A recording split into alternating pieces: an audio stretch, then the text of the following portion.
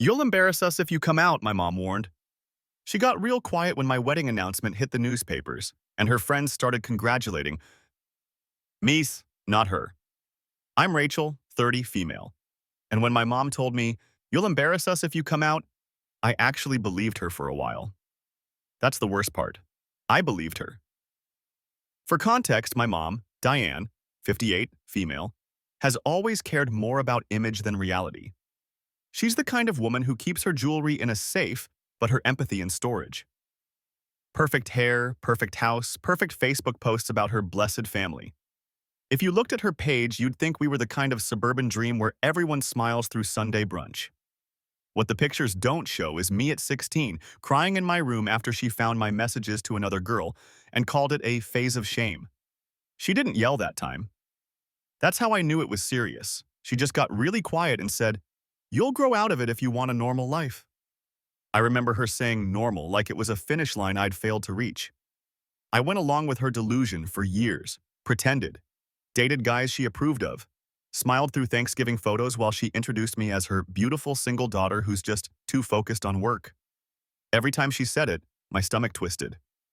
Then came Taylor, 32, female. I met her at a bookstore. She was buying a travel guide. I was pretending to browse while avoiding eye contact. She smiled at me like I was a person, not a project. And it scared the hell out of me. But it also felt real. The kind of real that doesn't need permission. When I told my mom about Taylor, she didn't even look up from her phone. "Rachel," she said flatly, "you'll embarrass us if you come out. Your father works with these people. Do you want to make us a joke?" That was 3 years ago. Last week, my wedding announcement hit the local paper. Mine and Taylor's, and suddenly, my mother's phone stopped ringing. After the announcement came out, I woke up to 30 unread texts. None from my mom. Half were from friends saying they saw the paper, that they cried, that it was beautiful. The other half were from relatives I hadn't spoken to in years. Polite congratulations laced with that cautious tone people use when they're trying to figure out which side of the family drama they're supposed to stand on. Taylor was still asleep beside me, hair messy, breathing slow. She looked so peaceful it almost made me feel guilty for how my stomach was already in knots. I knew it was coming. The silence before the storm. Mom's silence was never empty. It was tactical. Growing up, she weaponized quiet the way other people use screaming.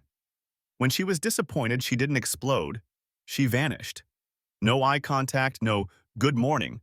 Just that thick, suffocating quiet that said, "You failed me." By noon, I finally broke and called her, straight to voicemail.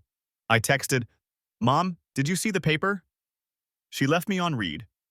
At 3:42 p.m., she finally replied, "Yes, I don't know what to say." And then nothing else. That night, my dad, Mark, 60, male, called instead. He sounded tired, like he was reading from a script. "Your mom's just processing," he said. "You know how people can talk. She's embarrassed, Rach." Embarrassed. The same word she used when I came out. The same word she clung to like it was holy scripture. Taylor overheard sitting on the couch folding laundry. "Embarrassed?" she repeated, half laughing, half shaking her head. "We're getting married, not robbing a bank." But she didn't know my mom like I did. My mom's entire existence revolved around reputation. The church luncheons, the golf club friends, the charity brunches, and suddenly all those people were calling me to say congratulations instead of calling her to compliment the perfect daughter she thought she'd sculpted. 3 days later, I saw her first. She showed up at my office unannounced, wearing that brittle, polite smile that never reached her eyes, her pearls, her pressed blazer, her hands clutching a gift bag, the kind she only used for damage control. "Can we talk?" she asked. In the bag was a Bible with a note tucked inside. "Love bears all things. Love endures all things, but love must be right."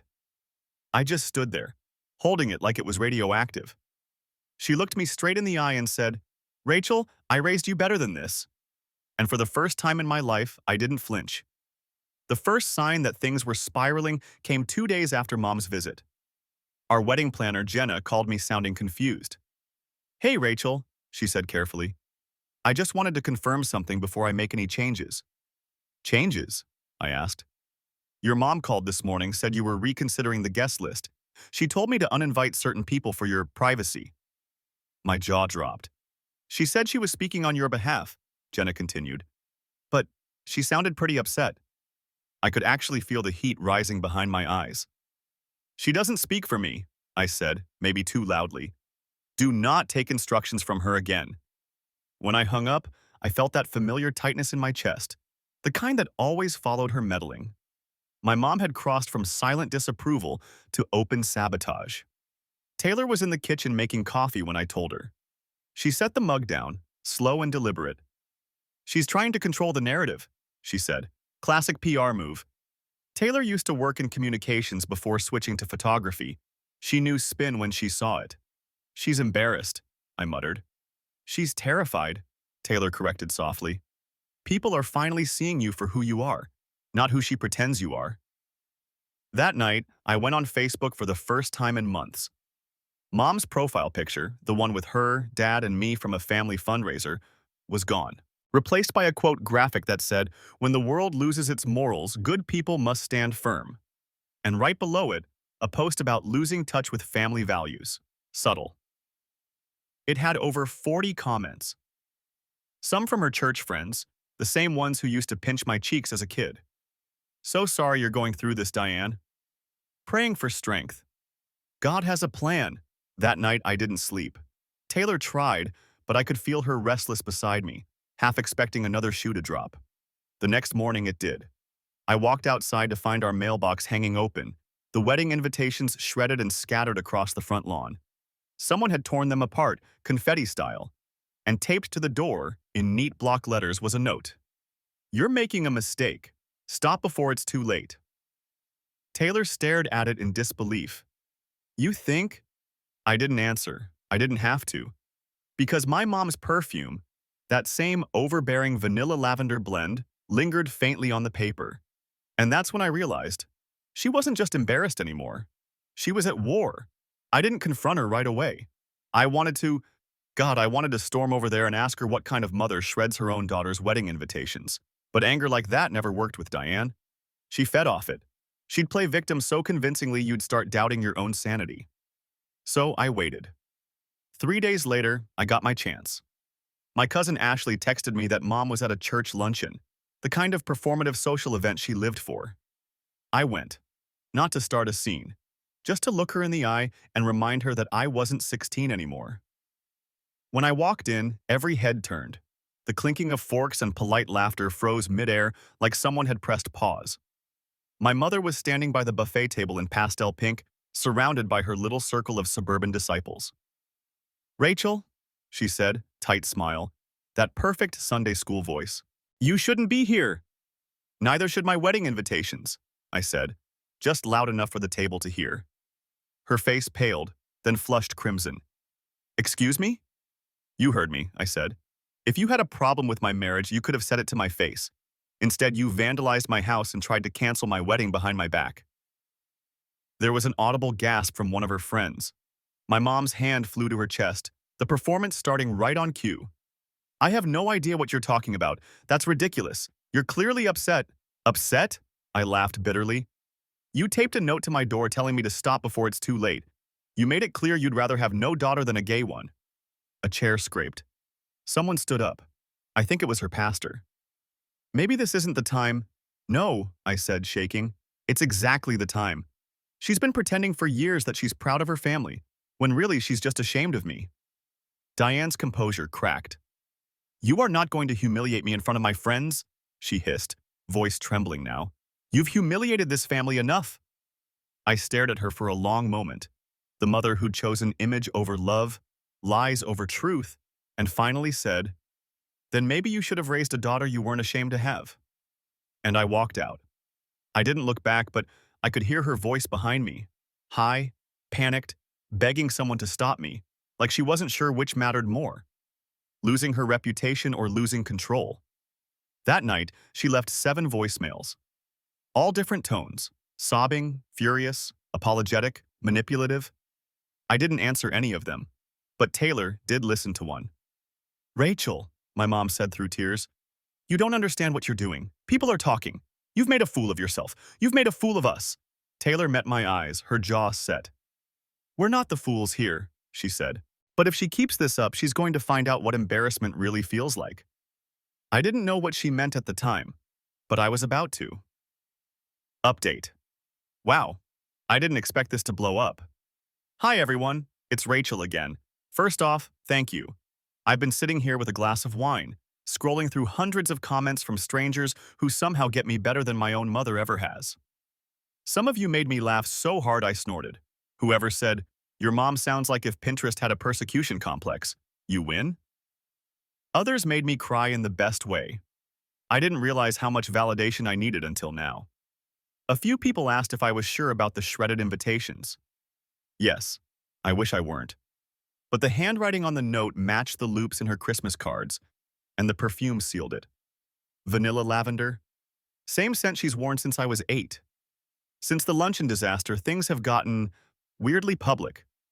Someone, and I'm not naming names, but it rhymes with my mother, started whispering that Taylor pressured me into the marriage. A full-blown rumor campaign. One of her church friends even called my aunt to pray for me, which apparently now means spread gossip in a Bible cover.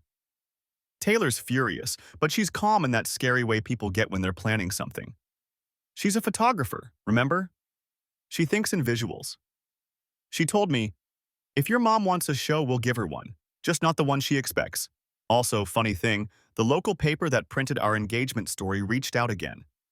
They're doing a short feature on LGBTQ weddings in the community. They want to photograph us at our venue next week. At first, I hesitated. I could already hear my mom's voice.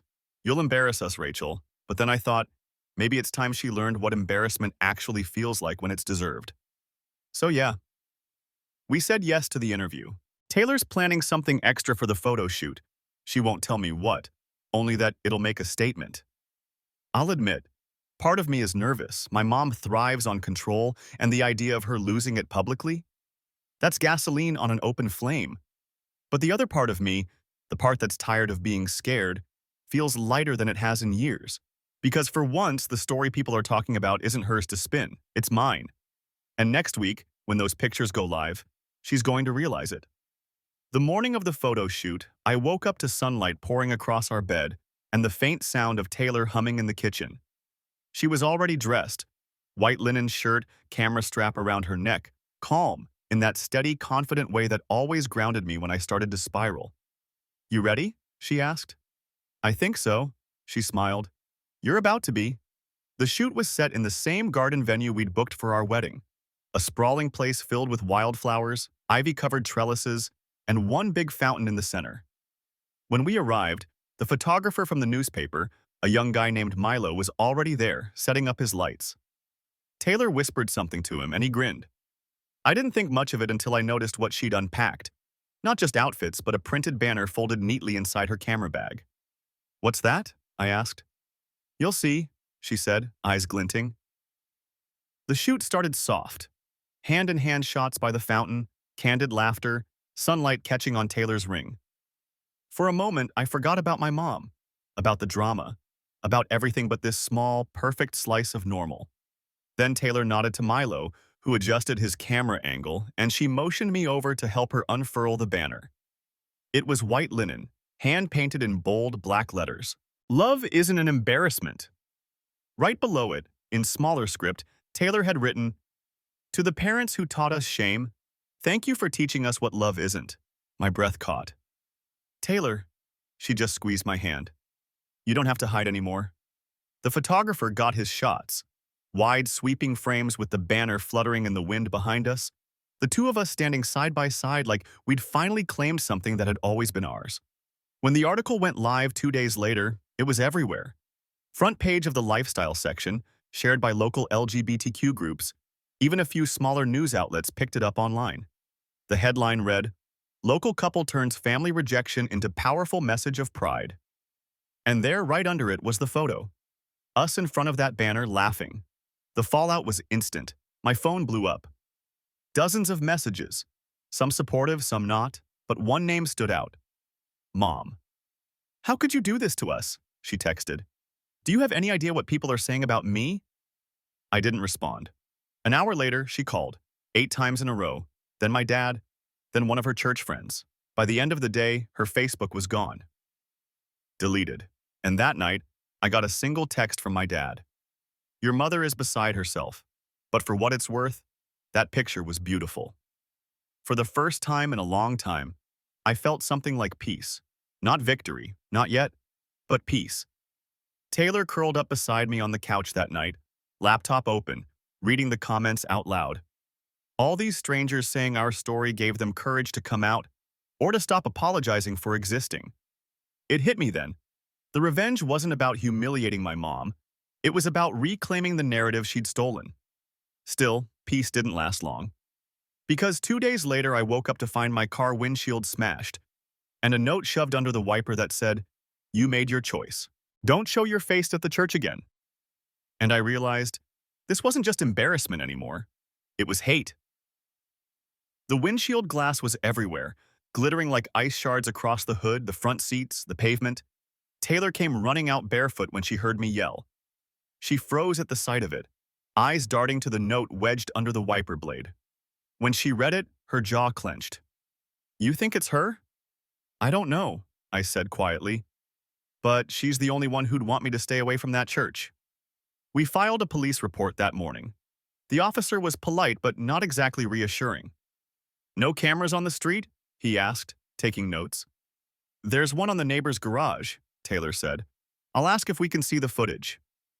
That neighbor, Mrs. Hendricks, 72, retired teacher, was more than happy to help.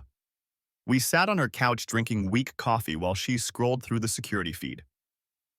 At 2:14 a.m., the footage caught headlights pulling up in front of our house. A silver sedan. Mom's car. We didn't see her face, just the figure, short, in a cardigan, moving like she thought she was invisible. She stood there for a long time looking at our house.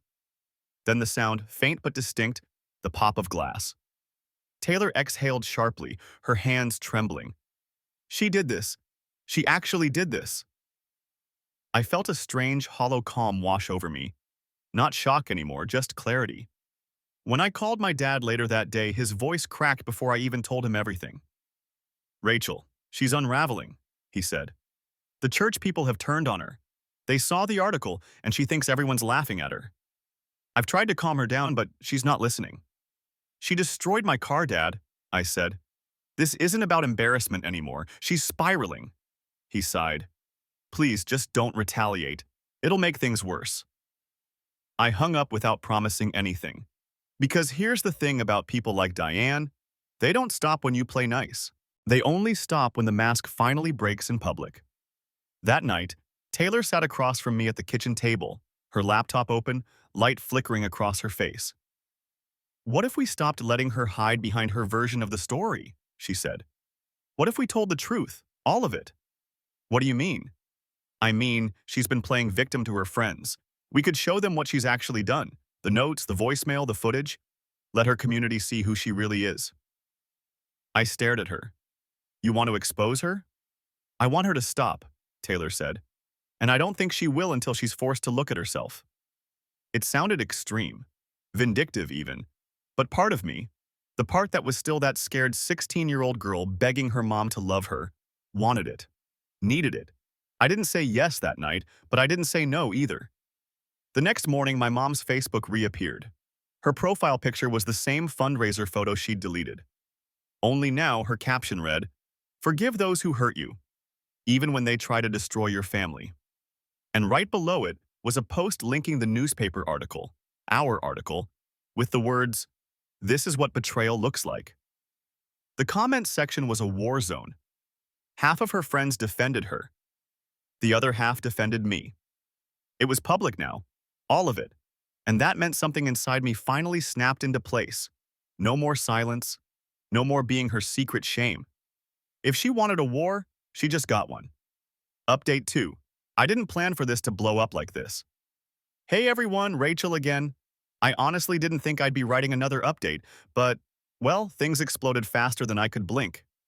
So remember how my mom reposted our wedding article with that betrayal caption? Yeah, that post caught fire. Someone from her church commented something like, "Let's hear both sides before judging." And that apparently gave the internet permission to start digging. Within 24 hours, Screenshots of her old posts about family values were circulating alongside pictures of her at the same-sex marriage fundraiser she used to attend when she thought it made her look progressive. The hypocrisy practically wrote itself. Taylor told me to stay off Facebook, but of course I didn't listen. Half of her friends turned on her, half doubled down. Meanwhile, my inbox was full of strangers sending messages like, "I wish I had your courage," or "My mom's like yours." It was overwhelming, but it also felt freeing. For once, the story wasn't being filtered through her version of events. Then yesterday, something wild happened. Our wedding venue emailed me. Apparently someone, guess who, had called pretending to be me, trying to cancel the booking. The owner said he recognized my mom's voice from when she toured the place with me months ago. He forwarded me the voicemail she'd left. "My daughter isn't thinking clearly right now. Please cancel before she embarrasses herself further." That was the last straw. Taylor looked at me, calm but furious. She wants embarrassment?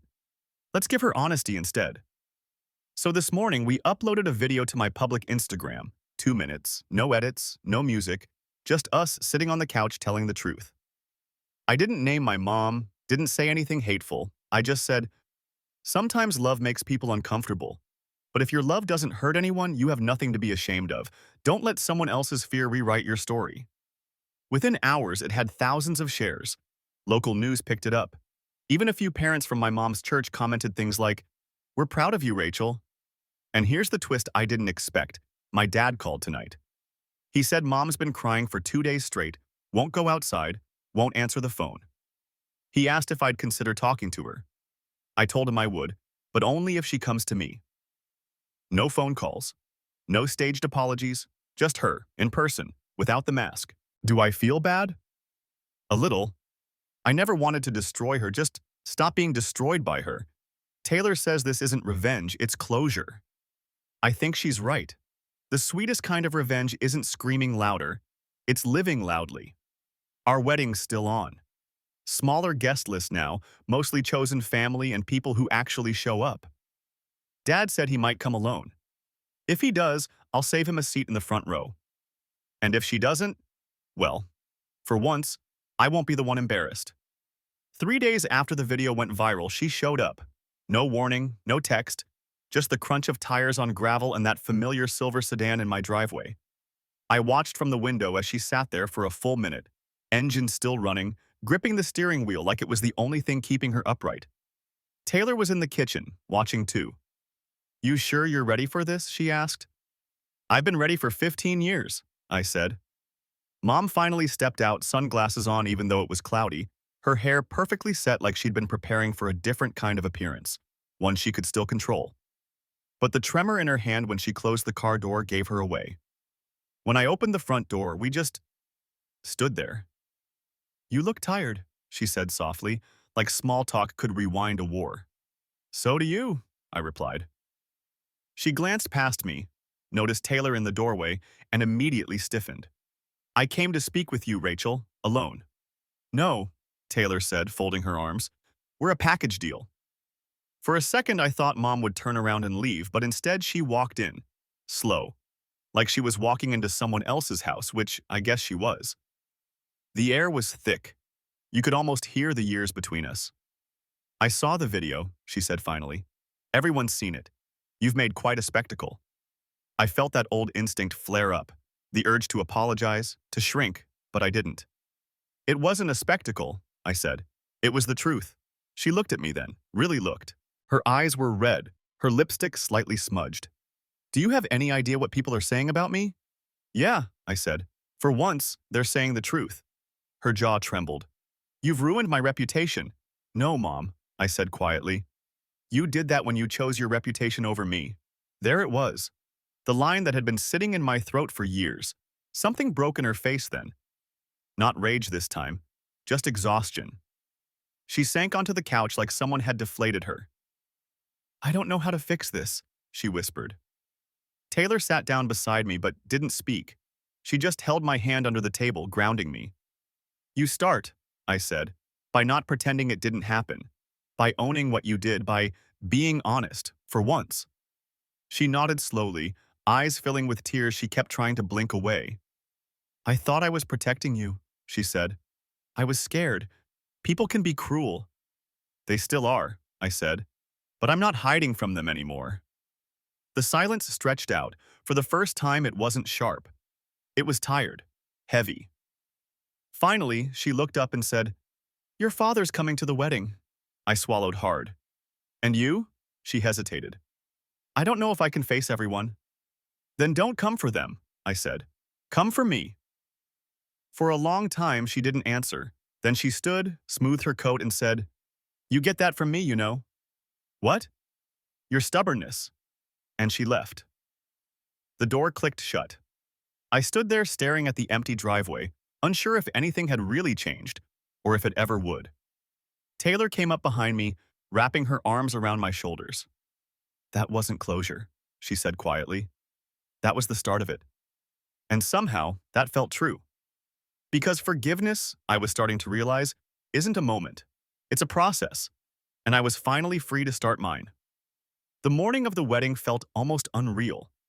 For weeks, I'd imagined I'd wake up jittery, panicking about weather or table settings or whether I'd cry during my vows. Instead, I felt calm.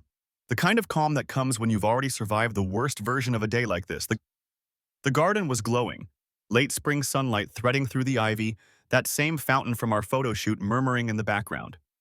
Taylor looked impossibly beautiful in her suit, her hair braided with tiny white flowers. She caught me staring and whispered, You look like freedom. Guests started to arrive. Friends, co-workers, my cousin Ashley, a few neighbors who'd stood by us when the news stories blew up. And then, just before the ceremony, a familiar silver sedan pulled into the gravel lot. My dad got out first. He straightened his tie, waved shyly, and then opened the passenger door. Mom stepped out. No pearls this time, no pastel armor. Just a navy dress and a face that looked human, small, unsure. For a moment, I couldn't move. Every version of her, stern, silent, furious, flashed through my mind. Then she met my eyes and gave the smallest nod. Not approval, not surrender, something closer to acknowledgement. She took a seat in the second row beside Dad. No grand entrance, no whispers, just silence, and for once, that silence didn't hurt. When I walked down the aisle, I didn't feel like I was walking away from her. I felt like I was walking toward myself. Taylor's hands were warm when she took mine. Her eyes were steady. Our officiant kept it simple, just a few words about love being a choice, not an image. I caught sight of Mom during the vows. She was crying quietly, mascara running, no tissue. Dad reached over and held her hand. She didn't pull away. When it was over, people clapped, petals flew, and the band started playing something soft. Taylor kissed me, and the crowd blurred into light and sound and laughter. Afterward, Mom approached us. She looked smaller up close, her voice barely above a whisper. Congratulations, she said. You both looked happy. Thank you, I said. And for once, I meant it. She hesitated, then added, I don't know if I deserve a place in this part of your life, but I'd like to try. I studied her for a long moment. The old anger flickered, but it didn't take hold. Trying is a start, I said. She nodded, eyes wet. You really did embarrass me, she said with a shaky laugh. But maybe I needed it. That night, after the last guests left and the lights dimmed, Taylor and I stood by the fountain, shoes off, listening to the water and the crickets. She rested her head on my shoulder. Do you feel different? She asked. Yeah, I said, lighter. Because the real revenge wasn't the article or the video or the fallout. It was this, the peace that comes when you stop asking for permission to exist. Somewhere behind us, the band packed up, laughter faded, and the night folded in on itself. I looked up at the stars, at Taylor's hand in mine, and thought, let them talk. Let them pray. Let them whisper. They can't embarrass someone who isn't ashamed anymore.